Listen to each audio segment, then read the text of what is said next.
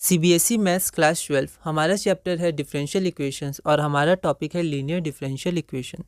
अगला क्वेश्चन है question number 93, find the particular solution of the differential equation. तो ये हमारे पास गिवन डिफरेंशियल इक्वेशन है और दिया हुआ है x इज इक्वल टू 1 है और y इज इक्वल टू 0 है। तो इसका हमें पर्टिकुलर सॉल्यूशन फाइंड करना है। या ऑल इंडिया 2015 में 6 मार्क्स का आया था। एक बार आप इसे ट्राई करिए, फिर हम आगे बढ़ते हैं। तो यहाँ पर सबसे पहले गिवन डिफरेंशियल इक्वेशन हमने लिख दिया, इसको हम लोग कन्वर्ट करेंगे। अब या तो dy बाई डी में कन्वर्ट कर सकते हैं इसको, है ना, तो इसको हम लोग इधर ले जाएंगे, या फिर हम लोग dx बाई dy में कन्वर्ट कर सकते हैं, तो इसको इधर ले जाएंगे। ठीक है, तो इसमें हम लोग किसको कन्वर्ट करेंगे, dx बाई dy में। ऐसा क्यों? क्योंकि ये आसान पड़ जाएगा। आप चाहें तो dy बाई dx के फॉर्म में एक बार खुद देख लीजिए कि कहाँ पर उसमें दिक्कत आ रही है। ठीक है, तो यहाँ पर dx बाई dy में हमने फॉर्म में इसको कन्वर्ट किया, तो ये आ गया। उसके बाद न्यूमरेटर को हमने ब्रेक किया डिनोमिनेटर से, तो इतना आ गया।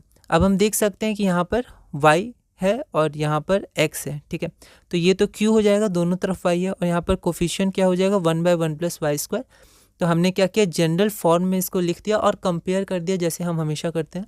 तो px इज इक्वल टू, है ना, तो यहाँ पर इक्वल टू होगा।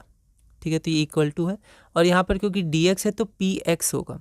तो p की वैल्यू 1/1 + y² और q की value tan inverse y/1 + y²। ठीक है, इसको इक्वेशन 1 मान लिया। इसके बाद इंटीग्रेटिंग फैक्टर निकालेंगे, तो अब factor p dot D Y होगा, क्योंकि p जो है हमारा y का फंक्शन है ना। तो इन सब में आपको ध्यान रखना है। तो आपका p हो गया 1/1 + y², तो e to the power integration of dy by 1/1 + y²। तो 1/1 + y² डायरेक्ट इंटीग्रेशन किसका होता है, tan इनवर्स y का। इसको इक्वेशन 2 मान लिया, जो हमारा इंटीग्रेटिंग फैक्टर है। फिर हम लोग सॉल्यूशन ऑफ डिफरेंशियल इक्वेशन का जनरल इक्वेशन लिखेंगे, तो यहाँ x आएगा, y नहीं आएगा, है ना, क्योंकि dx बाई dy है। तो x times integrating factor is equal to q times if + c। Integrating factor की वैल्यू रखी, q की वैल्यू रखी, और यहाँ पर इसको हमने इक्वेशन नंबर 3 मान लिया। क्यों 3 माना, क्योंकि अभी हम इसको सॉल्व करेंगे, इस इंटीग्रेशन को। तो हमारे पास ये इंटीग्रेशन है। यहाँ हम देख सकते हैं कि अगर हम tan इनवर्स y को t मान ले, है ना, तो dy बाई 1 + y² आपका dt हो जाएगा।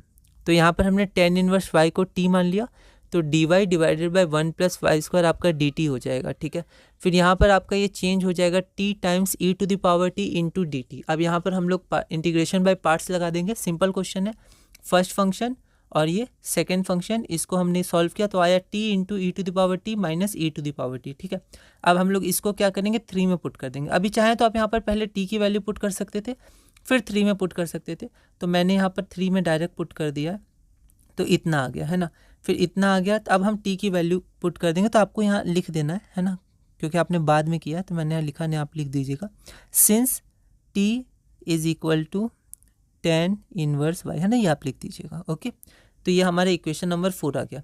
अब हमें पर्टिकुलर सॉल्यूशन निकालना है, तो जैसा हम करते हैं x इक्वल टू 1 और y इक्वल टू 0 हम लोग रख देंगे। tan इनवर्स 0 0 होता है, e टू द पावर 0 1 हो गई, तो c की वैल्यू हमारा 2 आ जाएगा। फिर इस 2 को हम इक्वेशन 4 में रख देंगे, इस इक्वेशन में, तो हमारा ये रिजल्ट आ जाएगा, जो हमारा रिक्वायर्ड सॉल्यूशन है।